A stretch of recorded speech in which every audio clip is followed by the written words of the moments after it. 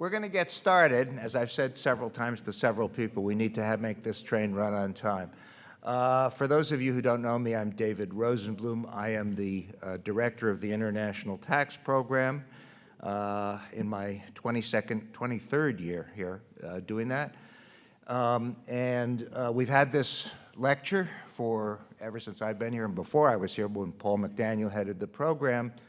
The lecture is in honor of David Tillinghast, whom some of you in the audience knew very well. He was a very distinguished international tax practitioner here in New York, and a very good friend, and from my perspective, sort of a mentor. He's now passed away, but we still honor him with this lecture.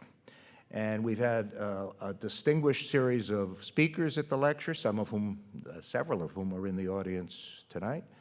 And we're very happy to see you back. And tonight our speaker comes from South Africa.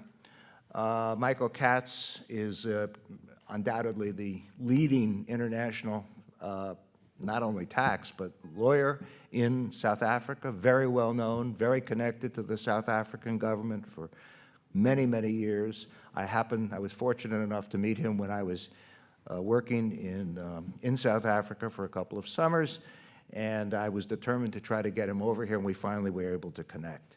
So Michael is the chairman of a continent-wide law firm, ENSafrica, in Africa. He has been a professor at Wits University, one of the leading university in South Africa, and has had a very big role in many developments, which he's going to tell us about tonight. So without any further ado, I'm going to leave you the opportunity, Michael, to come up here. At the end, I will open the session, those of you who've been here before, for a few questions. So I'm looking forward to hear what you have to say, Michael. Thank you.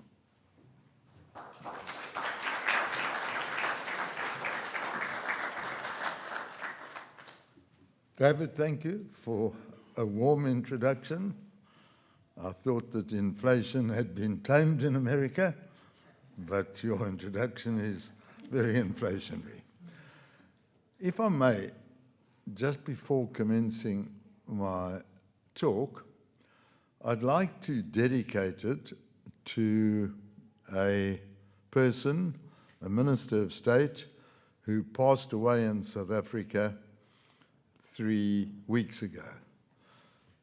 A man called Pravin Gordhan, and Pravin was a stalwart in the revolution, subjected to horrific treatment by the apartheid regime. But when the new regime came, I'd been appointed by President Mandela to do the tax commission, which I'll tell you about more extensively.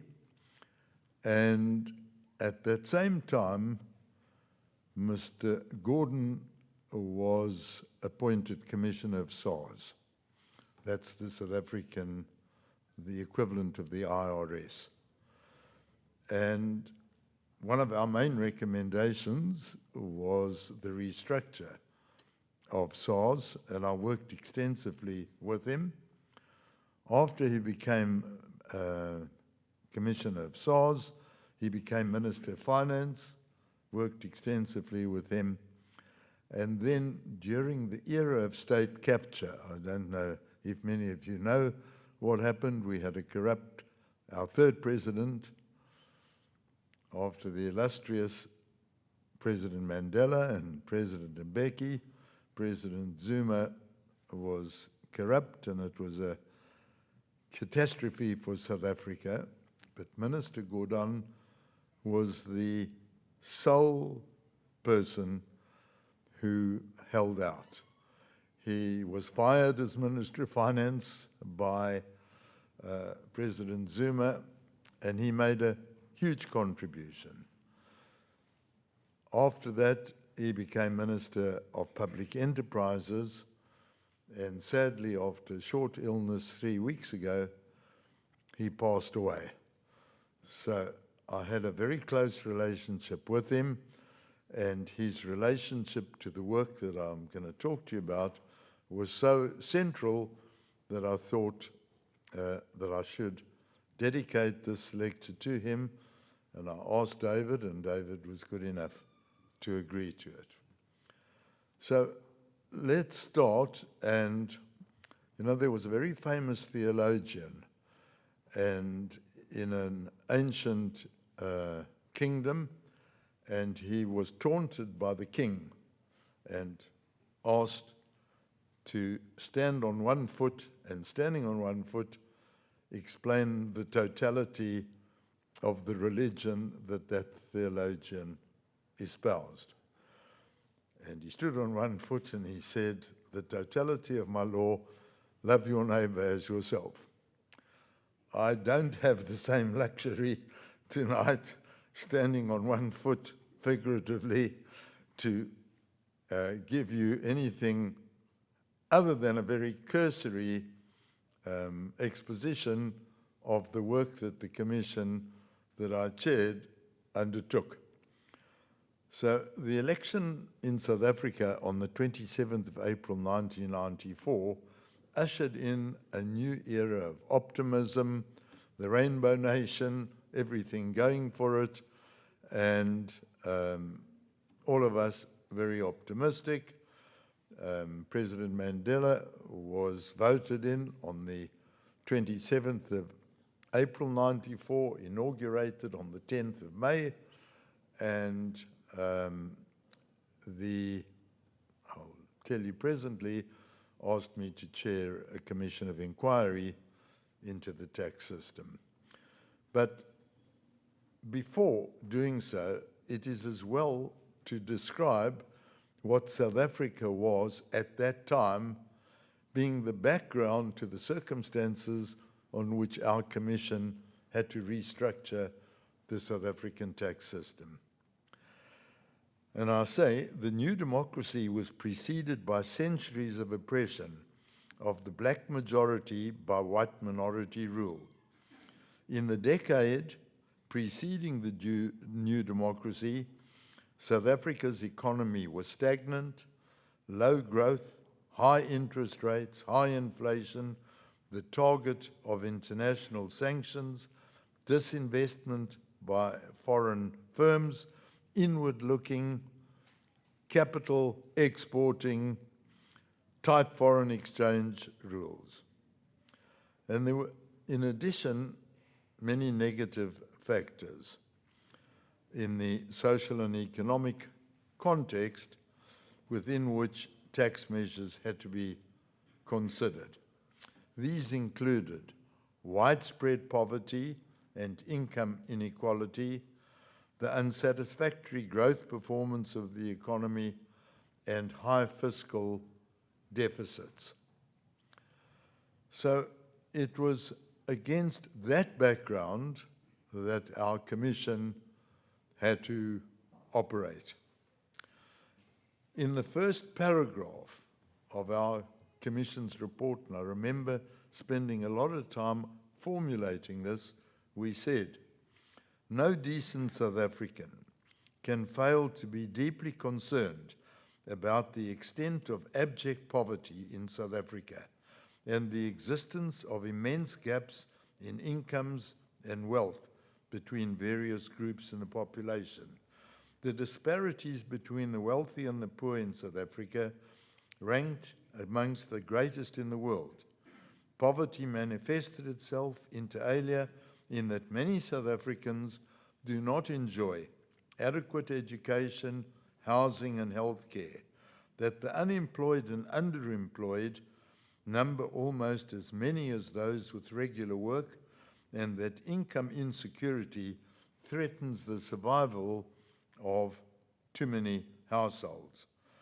So it was against this background that the Mandela regime took office, and tax reform was going to be a very important feature of remedying the economy. 2 weeks before the national budget which was to take place on the 22nd of June, 1994, Mr. Mandela called me and he said the two most concerning features in South Africa that the world's waiting to see how we're going to deal with are tax reform and antitrust. The economy was very concentrated and it was an area of great concern. And President Mandela said, in 2 weeks' time, in the national budget, we're going to have to tell the world what our tax policy is, and we don't have one. Would you be willing to be chair of a presidential commission? That was the first presidential commission in the new regime, and do a comprehensive review of the tax policy and tax system in South Africa. I said yes. We then set out to determine 7 other commissioners, and that was very carefully done to be politically appropriate in a very polarized society with relevant skills, diversity. We got together, and all of us were part-timers. I was running a big law practice, but all of us were part-timers, and we had to get together and urgently look at how to reform our tax system. And one thing that one really recognizes in tax reform, and all of you know a lot better than I do, is that tax reform is very different from tax design. You can go on to Mars with no tax system, I think they haven't, and construct one. But where you've got an existing one, how to move from the bad of that to the good of where you want to be is very difficult, and you need sensible transition. We set about our work, and I got our fellow commissioners together, and I said we can do a wonderful report. It can take us 5 years, and it will be on bookshelves, hopefully at this university and others, but South Africa needs this now. So we distilled certain principles, and we took those principles, and we developed as we went along, but we took those principles in the formulation of our recommendations. And this was a Herculean task. Not only did we have to look at what would be a good system that would be internationally competitive, internationally attractive. We were now becoming a capital importing country. So it had to meet that, but it also had to meet the needs of the new South Africa. It had to meet the expectations of the poor and all of these complexities. Well, it had to be transparent, and we had to consult widely. I remember going workshops in every nook and cranny of the country. Our first interim report I took to the Cabinet on the 18th of November 1994, 5 months after we were appointed, and the largest part of it was restructuring the Internal Revenue System unit. And I'll come on to why tax administration is so important. The recommendations we made were taken to Parliament February next year, and 90% of them were enacted. We did another report 3 months later, and that dealt with transfer pricing. During the apartheid regime, we had very strict currency controls, and transfer pricing was really dealt with through the currency controls. The thin capitalization rules were contained there, and we said that was unacceptable, and we recommended transfer pricing rules. They were enacted very soon thereafter, and they are still in existence. And we've just had a major case in the High Court interpreting those transfer pricing rules. A few months later, we did a third interim report, and that one was fairly extensive, taken to Parliament next year, and within about 18 months from our appointment, the South African tax system was fundamentally changed. We went from a source-based tax to a residence-based worldwide income with all its complexities, which I'll deal with. And we had capital gains taxes, capital transfer taxes. All of that took place within 18 months from our appointment. There were various other reports that I'll come to, and then you might say, well, what was the result of all of this? The major reform that we recommended was internationally competitive rates, marginal, corporate, and how did we do that? The major method of doing that was to broaden the base. Everyone was brought into the system. State-owned enterprises, and almost all tax incentives were eliminated. And I'm going to come back to this. And I still say again, just before coming to America, I had to speak at a symposium with the former Minister of Finance and the Commissioner of our IRS. And they said to me, looking back, what do you think of the recommendations? I said, I'm very happy with everything except populist ministers have come back with a lot of incentives, which is exactly what we said shouldn't take place, and I'm going to deal with tax incentives a little later. So the result of all of this work was that there were dramatically reduced rates in South Africa that had to fund massive socio-economic expenditure. The population, probably 85% of the state's resources had been spent on 15% of the people. And the other 85 were badly neglected, and socio-economic expenditure in South Africa lagged behind, and all had to be funded. Well, with reduced rates and massive socio-economic expenditure, we had a balanced budget. So I must say, if you ask me what was, and it doesn't go down well for me to say it, but if you ask me what was the single most important achievement, with significantly reduced rates, funding massive socio-economic expenditure, no budget deficit. So against that background, let me talk about some of the recommendations in a little more detail.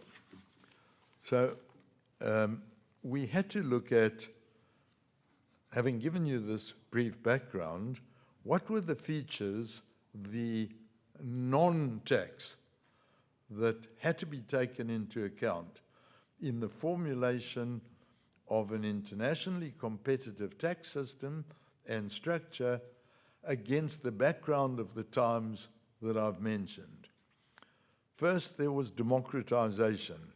for the first time in the history of the country, everyone was in the tax system.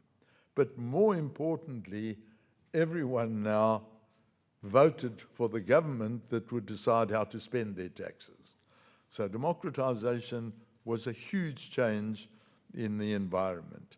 Secondly, there was the legitimacy of a government.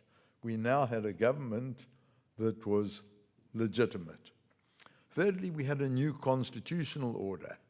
We now had a constitution which replaced parliamentary supremacy with constitutional supremacy, a Bill of Rights, I hope it doesn't sound immodest, that stacks up against the best constitutions in the world.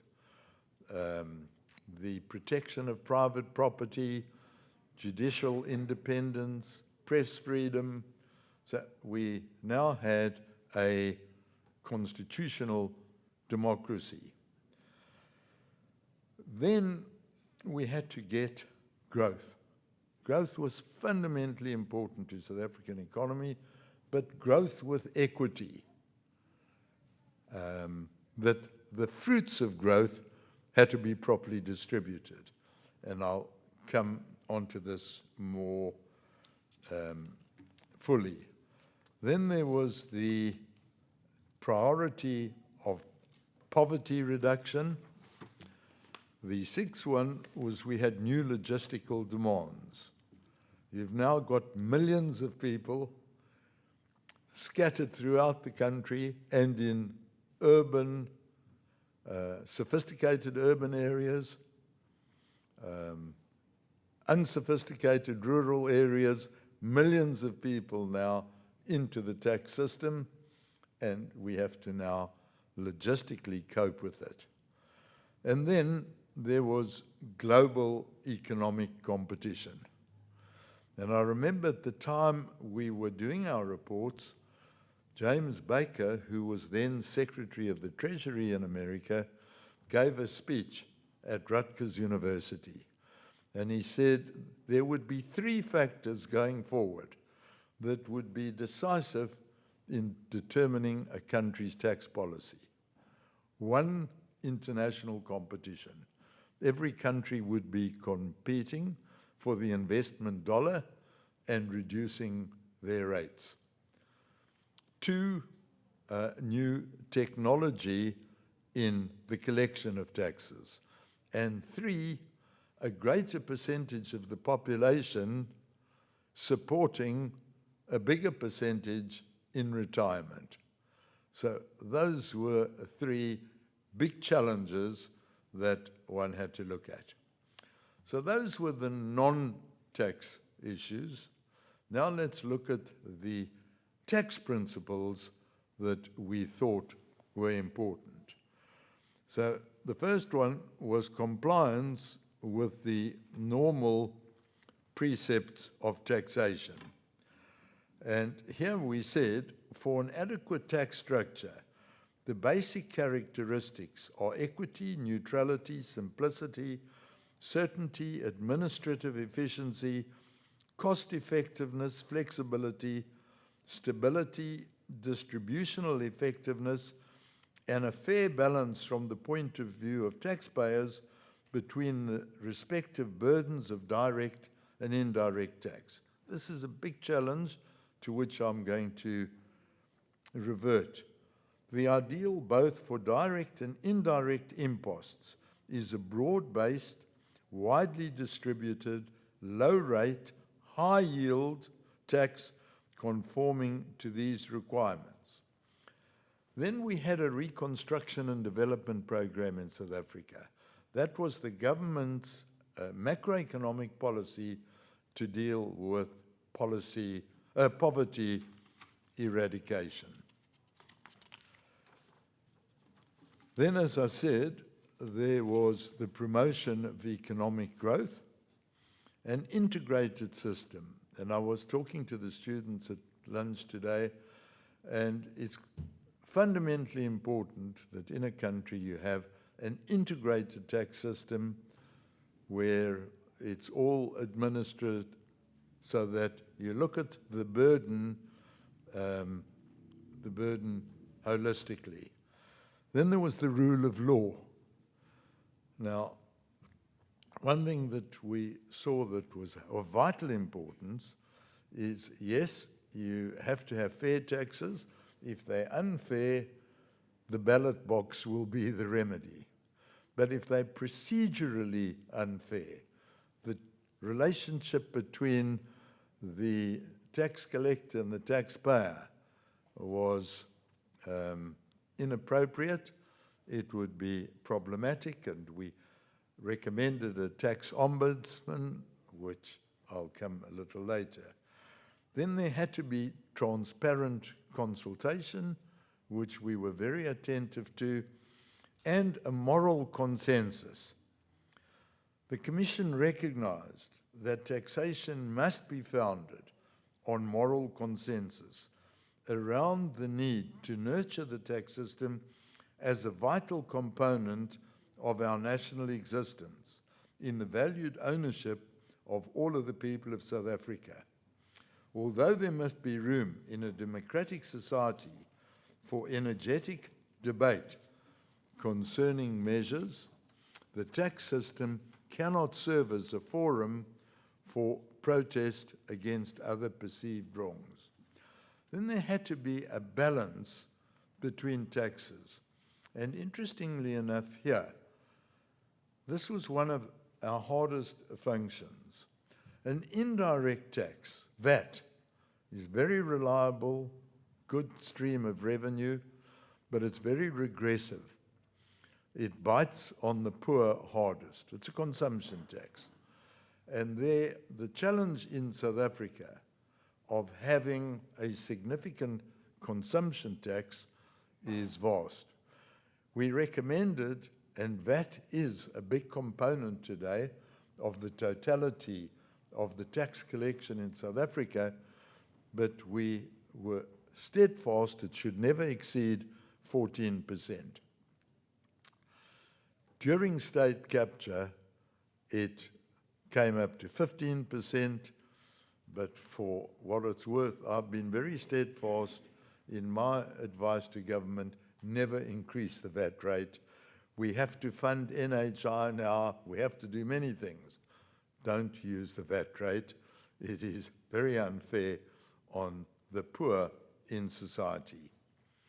Then there's the balance between simplicity and certainty. I don't have to elaborate on that. International competitiveness. And then what we have struggled with in South Africa is determining the appropriate level of progressivity. So the poor in South Africa have been calling for steep levels of marginal tax, but that has to be balanced, and we've been very careful. But it's not only the balance between the direct and indirect tax, it's the total tax burden. And our recommendation was that the total tax burden at taking holistically every tier of government, national, provincial, local, should not exceed 25% of GDP. And for a long time, we adhered to it, and we recommended strict levels of debt to GDP. So it's not only the each tax, but holistically, it shouldn't exceed 25% of GDP. And then the question of tax administration. Very early on in our deliberations, I learned tax policy equals tax administration. You cannot have a tax policy without a proper administration. I must say I got a very strong rebuke from Professor Henry Aaron, who was head of the Brookings Institute. We came to Washington to consult, and he said to me, Michael, are you going to recommend a capital gains tax? What do you think of a capital gains tax? And I was very much in favor of it. We looked at the Carter Commission in Canada's report, and it made lots of sense to have a capital gains tax. And I said to him, but Professor, I don't think we have the tax administration to administer a capital gains tax. And he pulled me up very sharply. He said, Michael, do you have factories in South Africa that manufacture foods? I said, yes. He said, are there inspectors there? Are there regulations? He said, would you ever say we mustn't have regulations relating to food hygiene because you don't think that you can administer it? He said, your laws, get the right laws, and then capacitate the regulators. And I've never forgotten that. In every sphere of public administration, get the right laws, capacitate the administrators. So roughly a third of our first report was on getting an appropriate internal revenue service. And we were really very sophisticated in a very short time, e-filing, and Commissioner Gordon, who I mentioned in my dedication, spoke about tax, and in SARS, in IRS, it was for a higher purpose. That was his motto. All of you are there for a higher purpose to fund what your fellow citizens need. And that was the ethos of the tax administration. And I remember writing on yellow legal pads early on Sunday morning before going to tennis the chapter on tax administration, and I've still got those manuscripts at home. And then efficiency in tax policy, and I just want to read, this was very important, particularly in developing countries. The biggest challenge to an appropriate rate and the achievement of an appropriate yield is efficiency in the system. The recent opening up of markets in many countries places new and greater demands on the tax structure. More integrated financial markets make the allocation of resources more sensitive to differences in national tax rates. Differences in tax regimes between countries can result in capital flows across countries, affecting both the location of investments and the ownership of capital. Taxation of income from business activities, as well as taxation of financial flows across countries, has therefore received much more attention now than it did only a few years ago. In the tax reform process, it is important to consider which tax parameters have a large impact on the net rate of return paid to the investor. However, it is also important to take into account the overall complexity of the tax system and whether it is possible to administer the rules. During the 1980s, the pace of tax reform was rapid in OECD countries. Countries which had centrally planned economies now have a unique opportunity to opt for the simplified, broad-based tax systems which the Western countries have introduced. The reform efforts in most Western European countries have focused on capital income taxation and taxes on consumption. The top marginal rates have been reduced, and in some cases dramatically, to mitigate adverse effects on labor supply.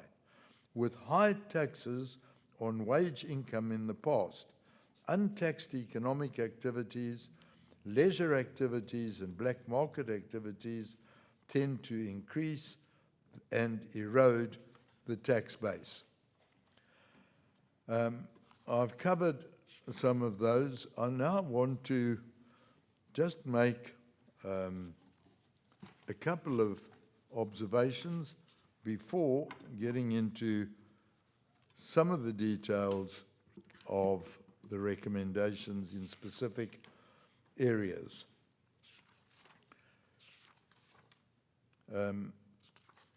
One, we determined that you should never have a new tax unless it meets 4 criteria. The revenue that is likely to yield must be significant. 2, it must have a low cost of administration and compliance. 3, it must be equitable. And 4, it must be necessary to meet certain defined political perceptions. Another general comment I want to quickly make is that the Commission was of the view that the debate about a comprehensive and systematic framework for tax reform in South Africa should address at least 4 considerations.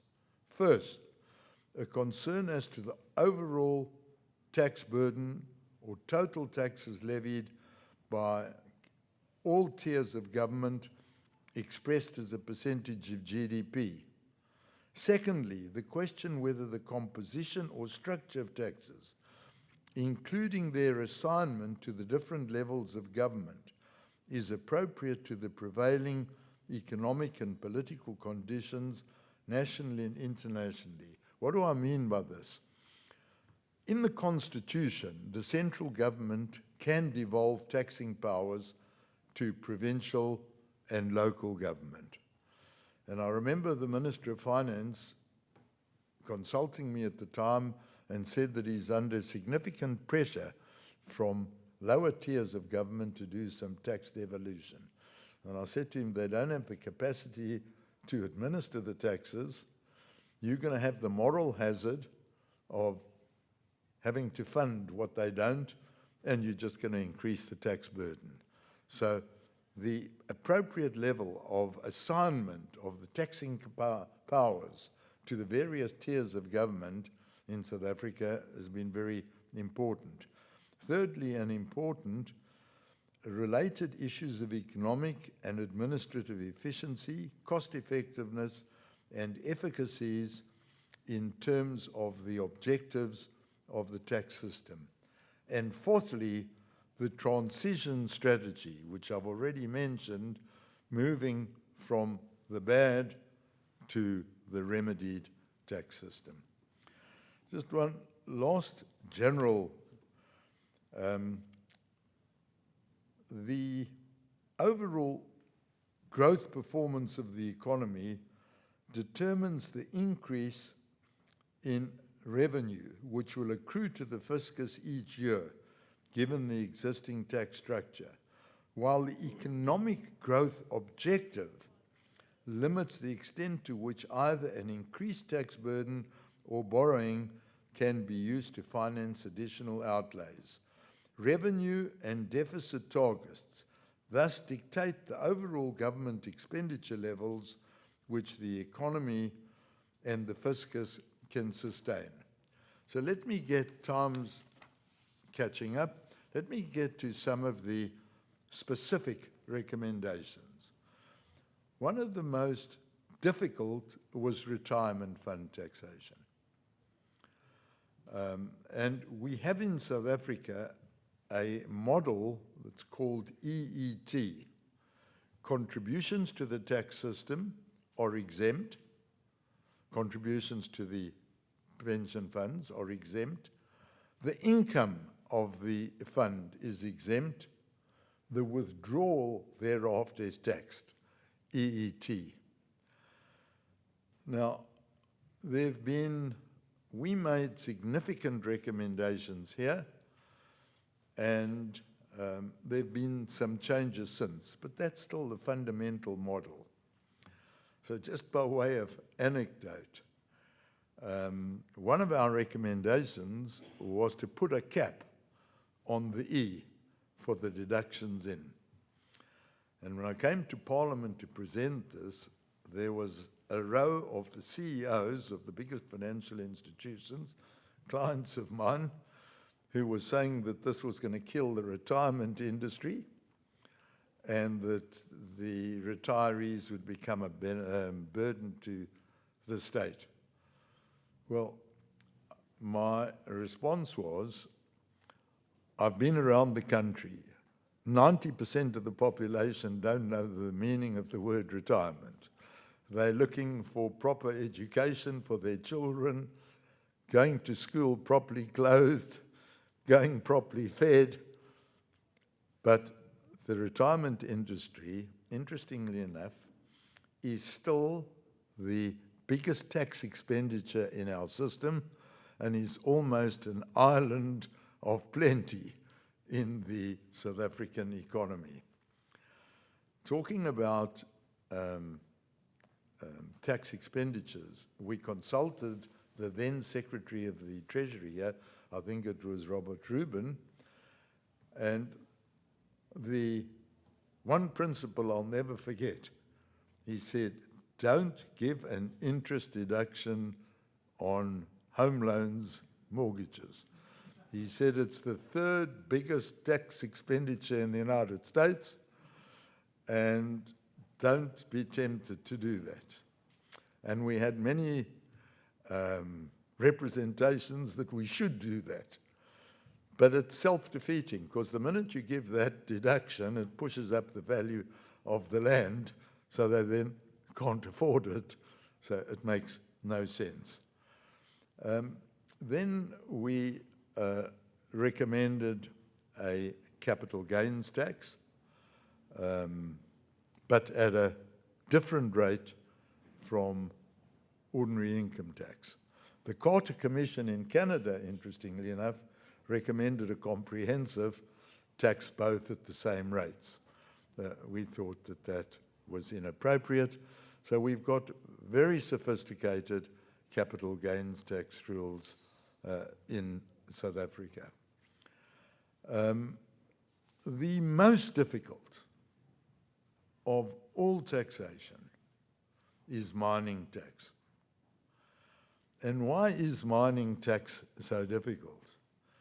You start a mine, which is very capital intense. It could take 10 years to come on stream, with all the risks in the economy in the interim. And the price of your commodity at the end is determined by international supply and demand. So what's done in mining tax is to give a 100% upfront deduction of capital expenditure. Now that can be quite a burden to the fiscus. But how do you, what avoidance measures can come about? They can use that capital allowance to shelter other expenditure. So we said, no, it must be ring-fenced, and it can only shelter capital expenditure on a mine contiguous to the one where you wrote off your capital expenditure. Now, that's got its defects too, because the contiguous mine may not be the most efficient and most productive. But that was the compromise on that. We recommended complex anti-avoidance measures, and we also recommended capital transfer tax, estate duty, and donations tax.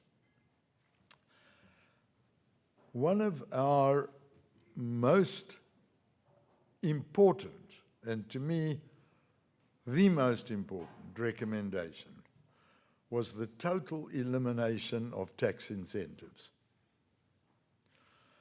Tax incentives, very popular, but really economically don't serve a purpose. And whenever one evaluates a new project, it must be viable on a pre-tax basis. If it's only viable on a post-tax basis, then it results in a misallocation of resources. Also, to give foreigners and multinationals go into Africa, and they insist on significant tax incentives, the only beneficiary of those is the US fiscus or the fiscus of the foreign country. Because by getting the tax incentive in the local jurisdiction, it expands the profit of the foreign investor, and it will be taxed by the fiscus there. So for foreign investment to try and incentivize with tax incentives, also it's hard to administer and costly. Does this particular project fall within the incentive? Dozens of cases on tax incentives. Then it increases the lobbies. The lobby was successful here, we'll do it, it'll spawn another lobby. So tax incentives are really a no-no, and for every incentive that's given, the general rate of tax has to go up, which is very, very adverse to a country's economy. So that was the broad brush, a lot more detail. Let me then tell you about a catastrophe that happened in the country. And that was what we call state capture. Our third president was corrupt.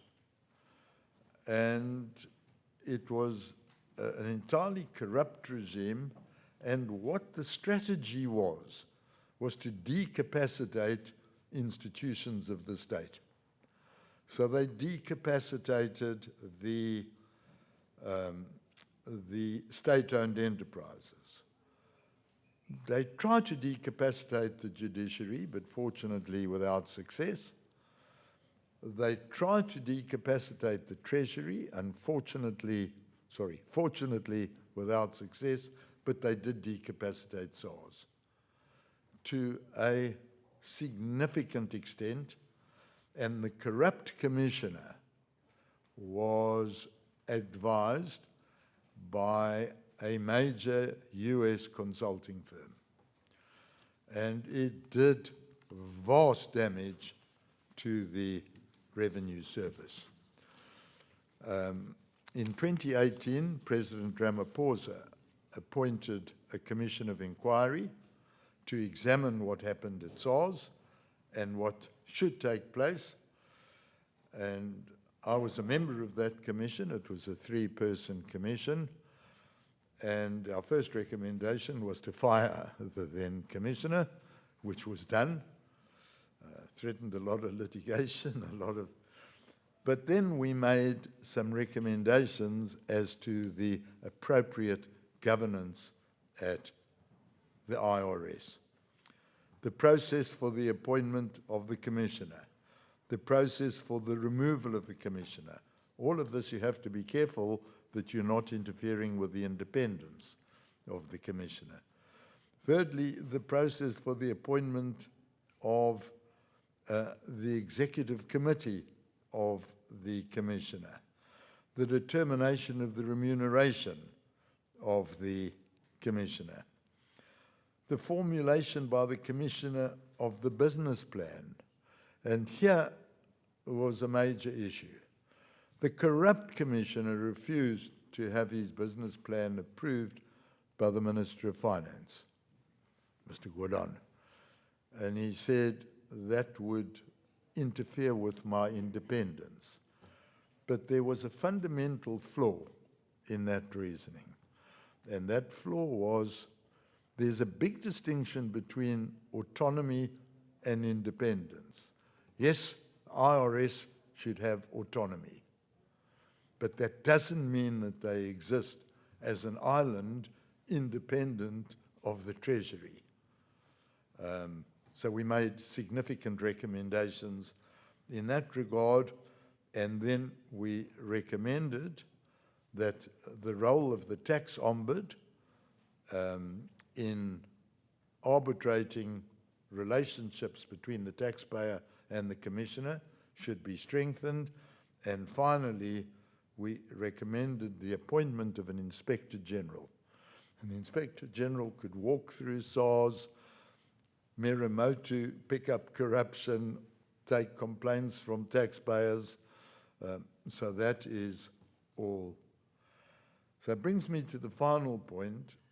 I told you that we had a golden era of SARS, then it was compromised, and where are we now? Fortunately, we're back to where we should have been, very much on the road. A lot of the skills that were leaked from SARS have been brought back, good systems, and just to tell you, there was a case recently in the highest court in the land, the Constitutional Court, on the taxation of foreign income of a subsidiary of a South African corporate. The most sophisticated arguments put forward there by SARS and the Council of the Private Sector, a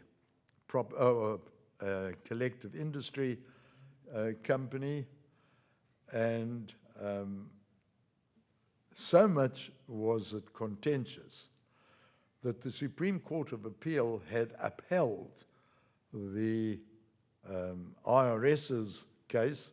It was reversed by the Constitutional Court.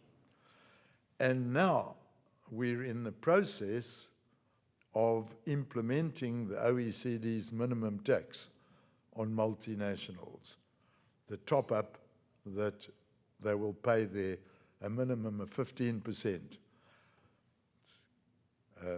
Before Parliament now, a highly sophisticated tax. I don't know if any of you have seen what the dimensions are. If you have a multinational with certain criteria, their tax rate is less than 15, there can be a top-up requirement. Finally, South Africa is now undertaking a digital revolution. The South African Reserve Bank is digitizing the currency, is on a project to digitize the currency. The Department of Home Affairs to digitize passports and visas, and SARS to totally digitize the tax system. And all of these will come together, and there'll be one number for every person in the economy, for social benefits, for everything. So since Mr. Mandela first appointed us, SARS has undergone a lot of progress, little upheavals, back to progress, and I hope we can say we're now on a good road.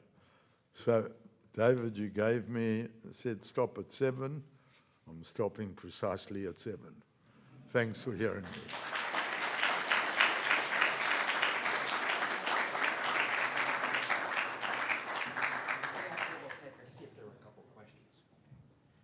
Thank you very much. That was fascinating. As we normally do, I'm going to open the floor. If there's any questions for Michael, anybody want to raise anything? I don't. Yes, Mitch.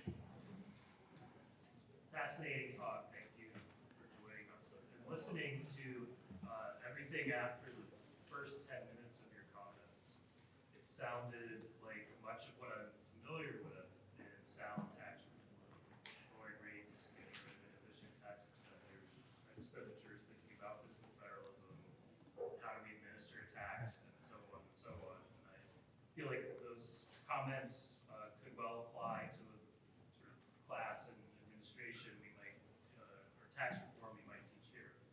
I'm having trouble connecting that part of your talk with the first 10 minutes. I was hoping you might say more about that, because it's kind of fascinating that a country that is emerging from apartheid and has the level of inequality that you referenced such sort of middle-of-the-road recommendations through the commission. So I guess concretely, I'm curious, what was the racial composition of the commission? What were you hearing in these workshops? You mentioned you went around the country, and were there calls to just drastically redistribute from the white portion of the population that held the wealth and was now going to be a very large, small minority in a constitutional democracy? Okay. So, forgive me, and I'm going to be very long-winded. It's an excellent question, and there are a lot of components to the answer. Firstly, one thing that we saw in the redistribution process, it's probably more important how you spend your taxes than how you collect them. So, my emphasis has been on the collection. So what's been happening on the spending? A disproportionately large amount on remedying the maladies of the previous administration. So if you take both sides of the budget together, if we had gone middle of the road, as you say, and nothing else happened, catastrophe.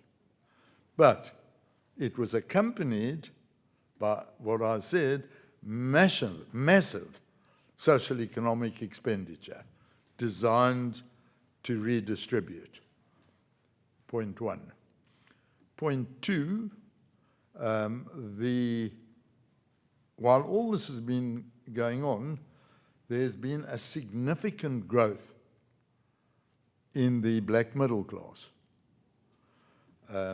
There's been a policy, those of you who know South Africa would know, called Black Economic Empowerment. And corporates are required. This was something I discussed with Mr. Mandela in some of our discussions from the time he came out of prison to the time of this. Black economic, how to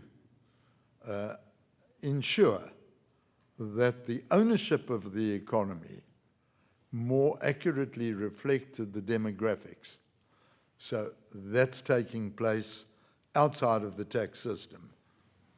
Another way that it's addressing it.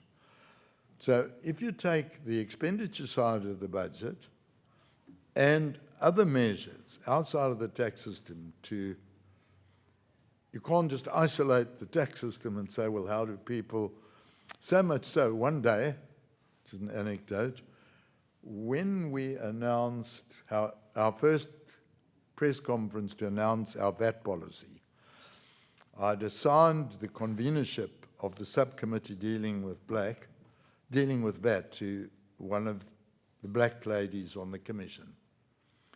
And we come to Pretoria, and I'm about to introduce her to tell about what our policy is on VAT, and I suddenly see a plethora of reporters, TV cameras, and the head of COSAT at the time came up to me, and he hugged me, he said, Mike, we're going to scream at you, but don't worry, you're doing a good job. So we gave the press conference, my colleague cried for 3 days. At the end of it, when the reporters went, he came, he said, carry on. Big business came to see us. They say, you're doing a good job, carry on, but we'll never say that. That will be the kiss of death for the labor movement. So I think everyone, and South Africa's a resilient country. We got through a lot to get to that reconciliation. People do see the sense of this higher purpose of having a tax system that all of us own. Thank you. We can take at least one or two more questions. Wolfgang. Yeah, thanks for this fascinating talk about this fascinating country. I imagine South Africa being a country that's very diverse in its economy. So you will have industrialized parts, you will have agriculture, you will have mining, natural resources, but also large parts of a rather poor informal economy. So how do you handle with kind of a uniform legislation, such a country which is so diverse in terms of goods, service provision, but also the level of education of participants, taxpayers, that must have been a challenge. Wolfgang, you spot on. It was a huge challenge. I mean, as I say, in a couple of years, we got a system, vast consultation, going around the country. But of course, you're right. My answer to you is similar to the previous question, namely, the tax system alone is not going to address it. The expenditure side of the budget, much more reliance being placed on that. Healthcare, housing, there's probably 5 million new housing units in the first 20 years of democracy. So measures outside of the tax system were adopted. In the tax system, a couple of concessions, small and medium enterprise. They're on a cash basis. It accommodates them appropriately. There we took evidence from Italy on the cash system. We went round the world and tried to get the best wisdoms from where we could. But what we wanted to do, and our progressivity also addresses it to an extent, the brackets, when people come into the system, etc. So progressivity is a very important issue, you rightly. But the one thing we wanted to avoid is incentives. And happily, at the end of there were very few incentives in the tax system. I hear a few echoes of Stanley Surrey in what we've heard tonight. One more question. Les Samuels. So thank you, Michael. This was really fascinating. And I just have 2 comments and one just brief question. So my first comment is, I now understand why you were appointed to the head of these commissions. Thank you. It's very impressive, and you've done a great service for the country. The second is tax incentives. We're addicted, so I'm sorry, but that's a problem in this country. We're addicted to tax incentives, and it's not going away. My question is, your comment about the tax administration being compromised and is building back. How training the tax administration? I mean, it's a complicated role, and there's an unfortunate history of big multinationals taking advantage of developing countries. So how did you manage to kind of come back and train people so that they could deal with the realities of a complicated economy? That's an excellent question, and it was a challenge. You can have the right laws in place, but they've got to be administered. And we brought in lots of new people, systems. About 4 years after our work had completed, we got one of the most sophisticated e-filing technology. So I'm not suggesting for a moment that we don't have so-called tax gap, that there's not a leak between what ought to be paid and what is paid. We try to remedy some of the things like that in harmonizing between tax accounting and IFRS accounting, so that you couldn't take advantage. That was one of the biggest gaps, the timing by accounting. But you're right. I wouldn't say for a second that we've overnight plugged the tax gap, but there was a huge effort by Commissioner Gordon to recruit and train on a massive scale to deal with the, but whether we're succeeding and how much the gap still is, don't know. Well, I'm going to call it quits at this point. Everybody, we're going to have a little bit of a reception here. Thank you so much, Michael. It was really fantastic.